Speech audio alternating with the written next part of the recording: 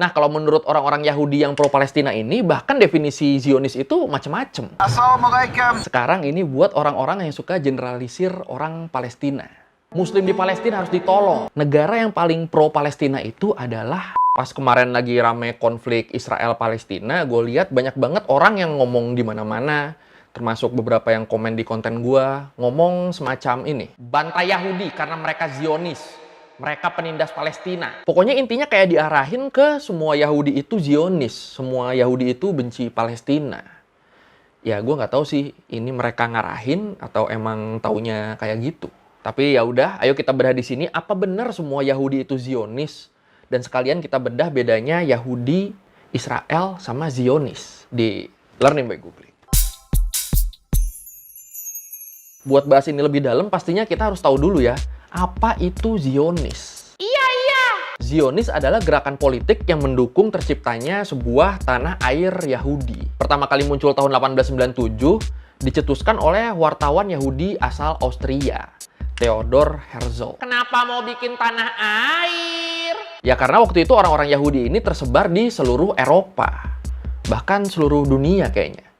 Tersebar tapi jadi minoritas di negaranya masing-masing. Makanya beberapa kali dibantai juga kali ya. Kayak yang kemarin di Black Death yang kita bahas. Ada wabah, terus mereka yang dijadiin kambing hitam sampai dibantai. Iya, jadi waktu itu orang-orang Yahudi ini nggak punya tanah air buat menyatukan mereka. Makanya Theodor Herzl itu pengen mereka punya persatuan geografis. Nggak cuma persatuan identitas darah. Ya intinya mereka pengen punya negara yang bisa menaungi orang-orang Yahudi lah. Kalau buat pendukung Zionis, mereka mendefinisikan gerakan Zionis ini sebagai gerakan pembebasan nasional. Untuk pemulangan kelompok sosial keagamaan yang tersebar setelah ribuan tahun mereka meninggalkan tanah air. Jadi buat mereka, tanah itu, tanah Israel sekarang itu sebenarnya dari dulu udah tanah mereka. Tapi sempat mereka tinggal pergi. Ini menurut pendukung Zionis ya ini ya. Dan buat tahu sejarah ini sebenarnya tanah siapa ya harus dibahas di satu video sendiri sih kayaknya. Gak akan cukup kalau digabung di sini. Okay, so in the late 19th century, the Ottoman Empire ruled over what we now know as Palestine. Nah, banyak yang nggak tahu kalau sejak awal dicetuskan, gerakan Zionis ini udah dapat banyak penolakan. Termasuk dari beberapa tokoh Yahudi sendiri. Martin Buber, Karl Popper, Hermann Cohen, sampai Yuda L. Magnus. Mereka semua bener-bener nolak gagasan Zionis ini. Kenapa nolak? Karena menurut mereka gagasan ini nggak sesuai dengan visi Yahudi yang justru harus menyebar ke seluruh dunia. Lihat kan, dari awal aja udah banyak yang nggak setuju. Tapi walaupun dapat banyak penolakan, akhirnya di tanggal 14 Mei 1948, gerakan Zionis ini berhasil mendirikan negara Israel. Waktu itu emang pengungsi Yahudi ini udah ada di mana-mana. Dan mereka terlantar karena abis kena Holocaust. Apaan tuh? Holocaust itu pembantaian. Pembantaian 6 juta orang Yahudi oleh Nazi Jerman. Dan Holocaust ini jadi salah satu alasan makin kuatnya dorongan mereka buat bikin negara Israel. Ini kelihatan dari pas negara Israel ini dideklarasikan oleh David Ben-Gurion, ketua lembaga Yahudi di Palestina. Waktu itu dia bilang, Holocaust Nazi yang melanda jutaan orang Yahudi di Eropa menunjukkan sekali lagi urgensi pendirian kembali negara Yahudi yang akan menjadi solusi dari masalah tunawisme orang-orang Yahudi. Duh, harusnya kita bahas tentang penjara Auschwitz dulu ya, biar makin detail ini tentang Holocaust ini. Gimana? Masih perlu bahas penjara Auschwitz? Apa bahas tanah Palestina Israel itu sebenarnya tanah siapa dulu? Komen. When they had died, they were either burnt in these ovens or thrown like vermin into large communal pits. Balik ke pembahasan, intinya karena mereka ngerasa terlantar, mereka ngerasa kalau pembentukan negara Yahudi ini harus disegerakan. Yang menarik, gue kemarin ngeliat foto yang dipost sama Mohammed Hadid, bokapnya Bella sama Gigi Hadid. Ini fotonya. Di situ diliatin kapal pengungsi Yahudi yang baru sampai di Palestina. Israel belum ada nih waktu itu. Di bannernya mereka nulis yang kalau ditranslate ke bahasa Indonesia, jadi Jerman sudah menghancurkan rumah dan keluarga kami. Jangan Anda hancurkan harapan kami. Kayak yang putus asa banget ya. Tapi sekarang mereka yang bikin orang putus asa. October 1947. 2 shiploads of Jewish refugees from Europe attempt to land in Palestine. Nah, dari penjelasan-penjelasan tadi tuh harusnya udah mulai kelihatan ya bedanya Yahudi, Israel, sama Zionis. Zionis itu gerakan yang membentuk negara Israel, negara yang menyatukan orang-orang Yahudi. Terus Yahudi sendiri itu dia etnisnya. Etnis yang based on agama Yahudi. Nah, yang harus kita ingat bahkan sampai sekarang pun nggak semua orang Yahudi itu tinggal di Israel. Dan nggak semua orang Yahudi itu pro gerakan Zionis. Emang ada? ada Yahudi yang pro-Palestina. Ada, dan cukup banyak juga gerakan-gerakan Yahudi yang pro-Palestina. Gerakan-gerakan Yahudi yang anti-Israel. Nah, kalau menurut orang-orang Yahudi yang pro-Palestina ini, bahkan definisi Zionis itu macam-macam. Ada Zionis sosialis, Zionis mesianis, Zionis sayap kiri. Ya, banyak lah. Bisa dibilang ini tuh kayak beda... Nggak jadi. Gue tadi mau ngejok, tapi tau-tau takut. Nggak jadi takut. Tau-tau bahaya kayaknya. Nah, gerakan-gerakan Yahudi anti-Zionis ini nggak cuma ada di luar Israel. Bahkan dalam sejarahnya, di Israel sendiri ya ada gerakan anti-Zionis ini. Waktu itu belum ada Israel ya. Di tahun 1938 di Yerusalem, berdiri kelompok Yahudi yang bernama Nature Karta. Kelompok yang sikapnya kelihatan dari motonya. Yahudi bersatu melawan Zionis. Segitu aja udah langsung jelas ya ini identitas kelompoknya kayak apa. Nah, kelompok ini nih masih ada sampai sekarang. Di tahun 2015 mereka sempat demo di Berlin sambil bawa tulisan Israel pembunuh anak-anak. Padahal kelompoknya ini isinya orang-orang Yahudi. Dan dulu didirikan di sana. Di tanah yang sekarang diklaim sama Israel. Bingung kan? Assalamualaikum.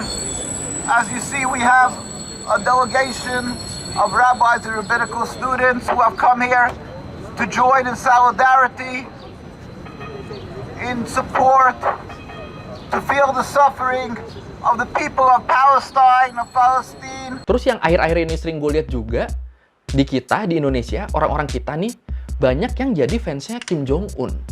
Alasannya katanya karena Kim Jong-un mendeklarasikan dukungannya buat Palestina. Dan ada satu restoran di Palestina yang majang foto Kim Jong-un. Tapi orang-orang ini kalau gue bilang, harusnya kalau gitu lu ngefans sama Cina juga dong.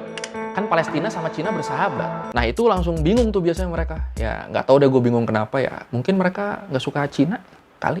Abis itu banyak juga orang-orang kita yang mengeneralisir kalau semua negara barat itu pendukung Israel. Pendukung Zionis. Padahal kalau lu mau tahu, banyak lembaga yang bilang kalau negara yang paling anti-Zionis, negara yang paling pro-Palestina itu adalah Irlandia. Nah loh, kurang barat apa coba itu negara? Anti-Israel dari mananya? Ya dari kebijakan-kebijakannya. Misalnya kayak kebijakan yang dari tahun 2018.